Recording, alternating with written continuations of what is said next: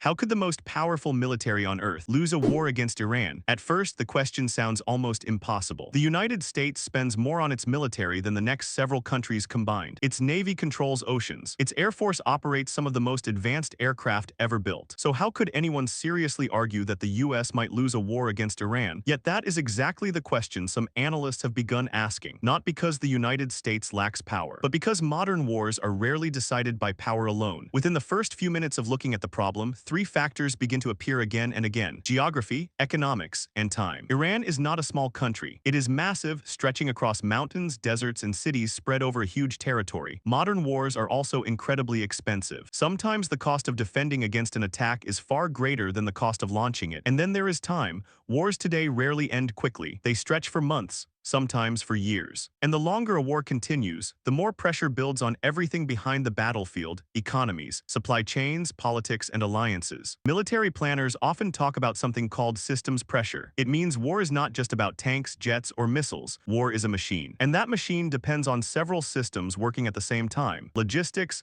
economics, geography, and political stability. If one of those systems starts to crack, the entire strategy can begin to unravel. So the real question is not simply who has the strongest military. The real question is, which side system can survive the longest under pressure? And when analysts began applying that question to a possible conflict with Iran, they discovered something unexpected. Because once you look closely at the map of Iran, the first problem becomes impossible to ignore. When analysts begin studying a potential war with Iran, the first thing they usually do is open a map. And that's when the first major problem appears. Iran is huge. The country covers more than 1.6 million square kilometers. That makes it larger than countries like France, Germany, and Spain combined. But size alone isn't the real challenge. The real challenge is terrain. Large parts of Iran are covered by mountain ranges. The Zagros Mountains stretch across the western side of the country. The Alborz Mountains rise in the north near the Caspian Sea. For military planners, mountains create a serious complication. They slow movement, they block radar, and they provide natural cover for military infrastructure. Air power can destroy visible targets: air bases, runways, communication centers. But hidden facilities buried inside mountains are much harder to eliminate, and that creates something military strategists call strategic depth. Strategic depth means a country has enough space and terrain to absorb attacks without collapsing quickly. The deeper that space is, the harder it becomes for an opponent to force a quick victory. History shows this pattern again and again. Large countries with difficult geography rarely collapse quickly in war. Instead, conflicts tend to drag on. And the longer a war continues, the more complicated the situation becomes. Because every extra month of conflict creates pressure not just on soldiers, but on the entire system behind them. Fuel supplies must continue, weapons must be replaced, equipment must be repaired, and that leads to a new kind of battlefield, not a battlefield of tanks and aircraft, but a battlefield of cost. Because in modern warfare, one of the biggest advantages isn't always technology. Sometimes the real advantage is simply this: how much money you can afford to burn and for how long. And once that question enters the equation, the war starts to look very different. Modern war is often described as a battle of technology. But behind every missile launch, there is a much quieter battle taking place: a battle of money.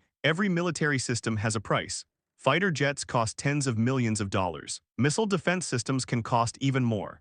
And here's where the equation starts to get strange. In many cases, the weapon used to defend is far more expensive than the weapon used to attack. For example, a missile interceptor designed to destroy an incoming rocket can cost millions of dollars, but the drone or missile it is trying to stop might cost only tens of thousands. At first, that difference may not seem important, but over time, it creates a dangerous imbalance, because modern wars are rarely decided in a single strike. They are decided through something called attrition. Attrition simply means wearing down the enemy over time. Instead of one decisive battle, both sides slowly exhaust each other's resources. If a country must spend millions of dollars to stop attacks that cost far less to produce, the economic pressure can begin to grow quickly. Every interception becomes expensive. Every defense operation drains more resources. And if the conflict continues long enough, the question changes. It's no longer just about who has better weapons. It becomes about who can afford to keep fighting. Wars like this don't just affect the battlefield. They begin to ripple outward into energy markets, financial systems, and global trade routes. Oil prices react, shipping lanes become uncertain, investments slow down. And when those pressures spread through the global economy, they create a second battlefield that is far larger than the first. But even economics isn't the most complicated part of modern warfare. Because once a war stretches across thousands of miles, the most fragile system of all begins to take center stage: logistics. If there is one rule that military historians repeat over and over again, it is this: amateurs talk about tactics, professionals talk about logistics. Logistics is the hidden engine of every war. It includes everything a military needs to keep fighting: fuel, ammunition, spare parts, food, transportation, and maintenance. Without those things, even the most advanced army cannot operate for long. And this is where distance begins to matter. In a conflict near home territory, supplies can move quickly. Equipment can be repaired nearby. Troops can rotate in and out. But when a military operates far from home, every supply must travel long distances. Ships must carry fuel across oceans. Aircraft must transport equipment to forward bases. Supply lines stretch across thousands of kilometers. Each step adds complexity, and complexity creates vulnerability. A single disrupted port can slow down shipments. A damaged base can interrupt air operations. A blocked shipping route can delay critical equipment. Now imagine those supply chains operating during a long and intense conflict. Missiles must be replaced. Air defenses must be reloaded.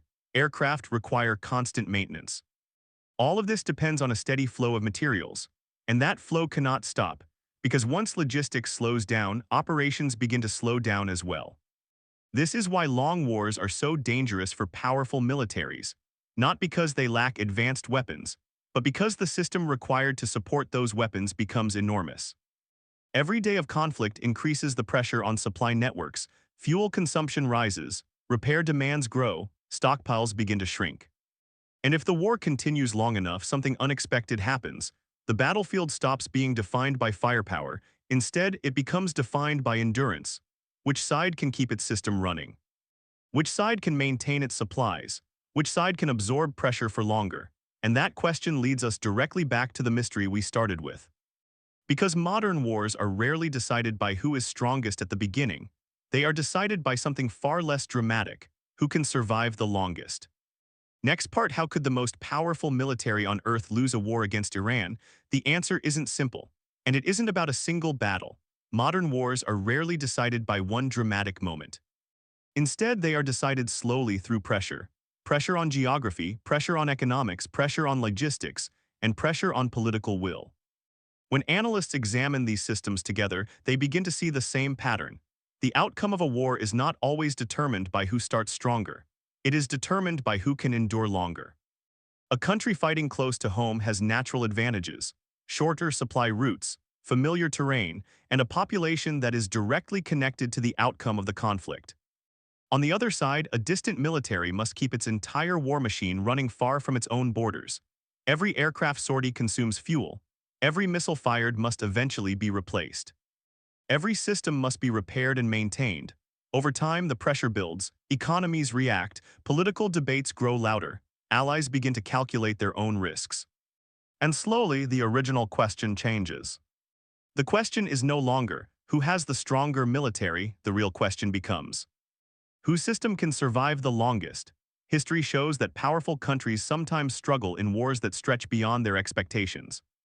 Not because they lack strength, but because modern war is not a single contest of force. It is a long test of resilience. And in that test, geography, economics, logistics, and time all become weapons of their own. Which is why, in the end, the side that wins a modern war is often the side that simply outlasts the other.